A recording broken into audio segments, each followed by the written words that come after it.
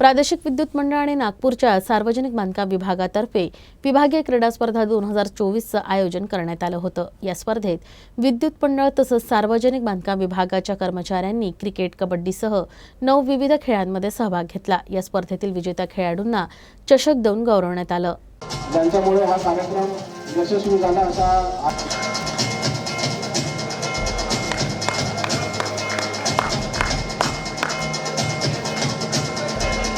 Nilesh, 11 star UFI, and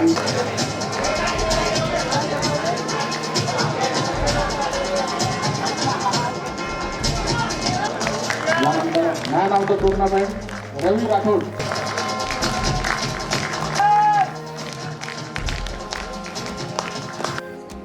सर्वप्रथम गोविंदराव दयडकर